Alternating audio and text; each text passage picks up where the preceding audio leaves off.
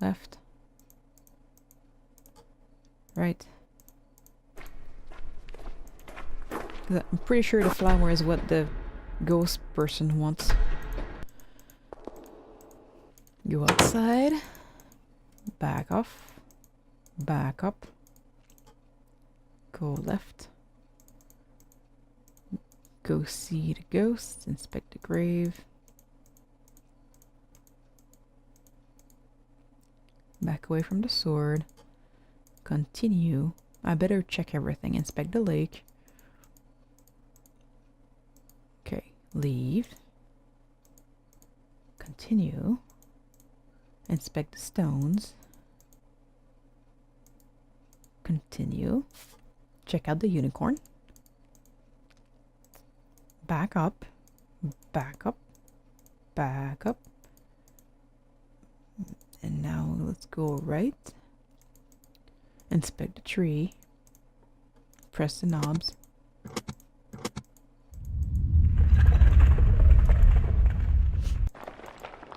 Let's go forward. Let's go right.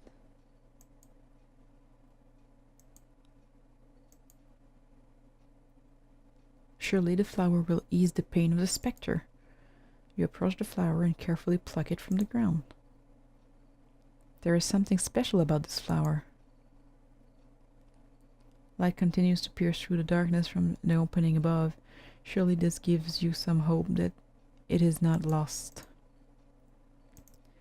Left. Left. Right.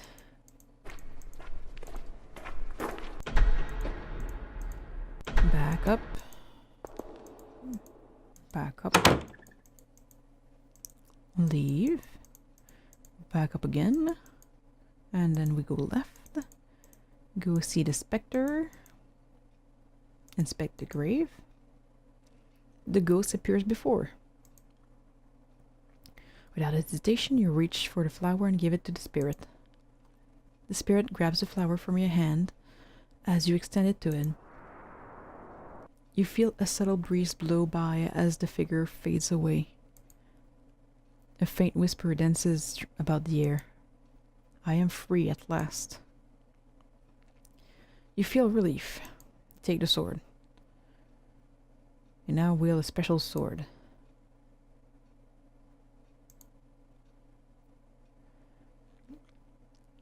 I don't think that I can beat a fish with a sword, but let's try.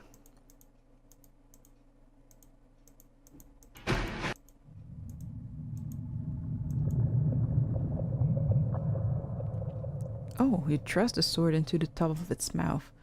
The sword penetrates and goes through the forehead. It struggles with pain and blood filter through the water. You pull the sword out of the fish and retreat out of sight, and you doubt it would live long. With the fish no longer a threat, you make your way to the orb. Holding it in your hands, you feel it vibrate as if there is energy inside. This must be important. You exit the lake with the orb in your possession. Save. Okay, go down the trail. I think it goes here. You stand before a large stone. You remember that the orb found it on the floor of the lake nearby. You place it on the slot.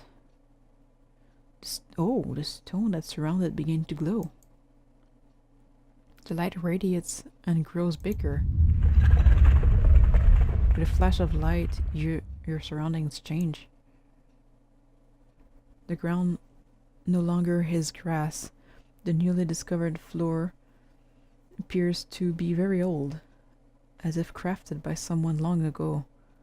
Rubble and stone near the edge of the platform also hint that it is an ancient place. Why does it keep fading out like that? Looking onward at the end of the pathway is a fountain of light. There seems to be no beginning or end to the endless power stirring through. You are amazed by the sight.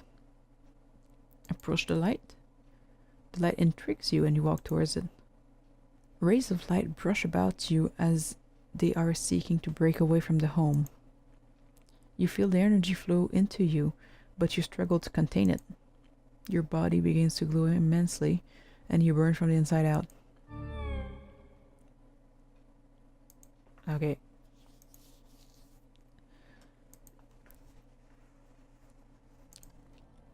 Okay, so don't put the orb there. Can the unicorn like it?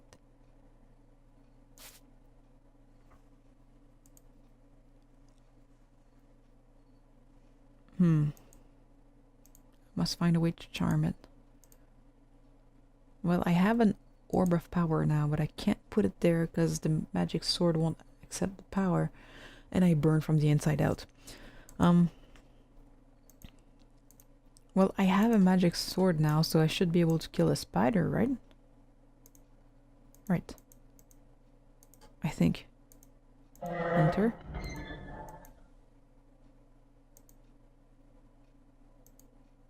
I can't do anything to help it. Can I enter the tower? Okay. Enter the far door. Can I kill the spider? I stab the spider as it launches at you. Over and over you stab the monster, each time it squeals in pain. The spider flees into the darkness overhead. You hear it motioning about, possibly to strike again. You notice a key. Oh, the key! Go upstairs. Move forward. Open a chest. With the key you found earlier, you try to unlock the chest. It works. The harp! You take the harp. Inspect the globe. Just to be sure. Go back down. And read the books just to be sure.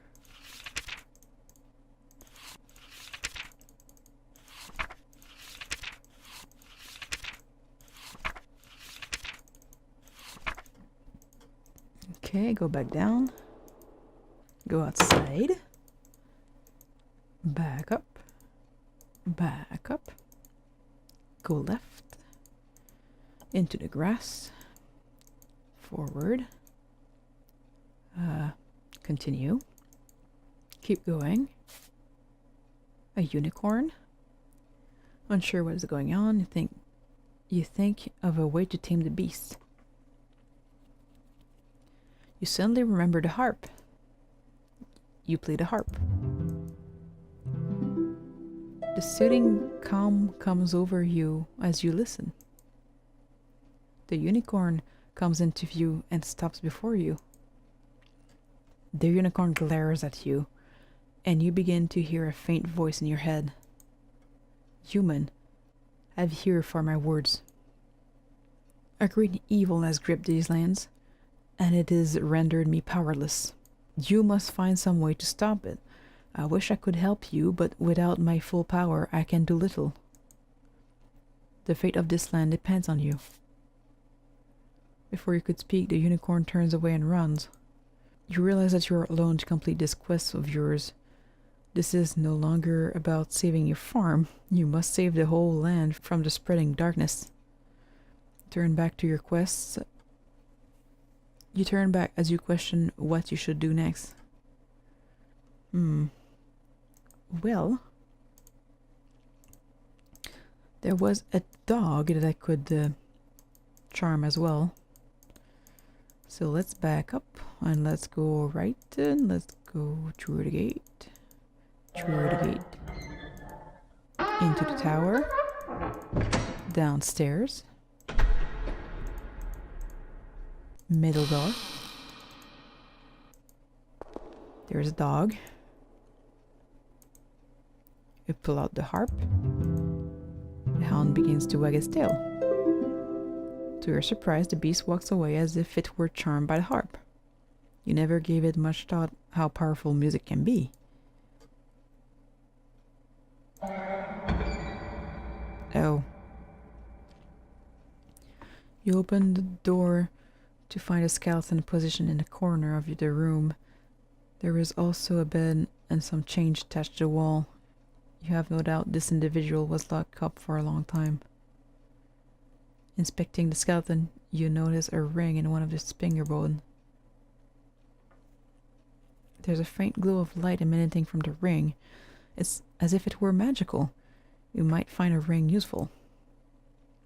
You take the ring and put it on with perfect fit. Okay. And then you leave the right cell. You enter the cell on the right. You see a wooden table on its side and some debris on the floor with a large hole in the center of the room. Seeing nothing special, you motion towards the hole. You discover a passageway underground. Unfortunately, you can see it following rocks. Yeah, you can see it's blocked.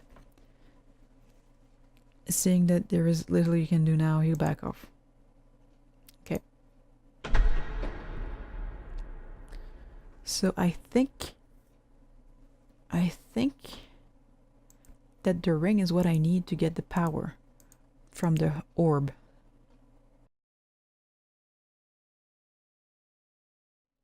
Put it there. It's magic. It glows. Approach the light. You remember the ring and you point it towards the light. Your hand trembles as light flows into it. Before you can think, the ring begins to burn. Then you stumble back. Light shines brightly from the ring. You notice a subtle warmth to it. You feel that you accomplish what you must do here. You pick up the orb. With the orb back in your possession, you back off. I think the ring is what I need to win the game, I think. Move forward.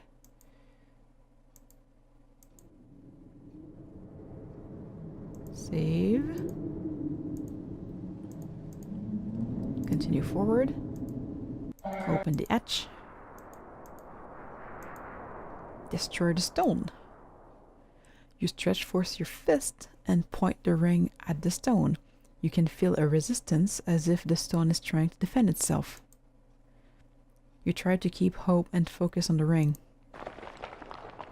A burst of light shoots out of the ring, penetrating the stone.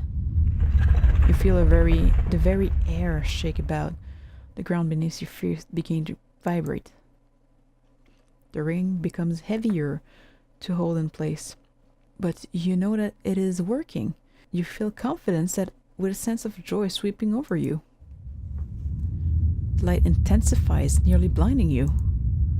The ground beneath you shakes violently as if the tower itself was trying to stop you. What little fear in you becomes powerless as you focus on your task. Everything goes white, blinding you completely. A weird sensation comes over you, and you feel as light as a feather. You begin to feel the tingling sensation all over your body as you own your senses. The feeling suddenly flees your body, and you find yourself motionless. Everything is cold, and your ability to concentrate begins to leave you. You open your eyes, witnessing what is left of the tower. You begin to feel something. Warmth. Light. It is coming back. Oh. You lack the strength to talk as the unicorn comes into view. Light emanating from the horn on its head. All you can do is smile as the creature approaches. The light intensifies. You may have saved the land, but the unicorn has come to save you. Your adventure does not end here. That's it? I saved the land of whatever the name was. Okay, so this was interesting. I didn't really appreciate the jump scary deaths, but the adventure was interesting. So yeah, this was Disturbed. there should be a link in the description below. And, well, thank you for stopping by, and have a great Halloween. See ya!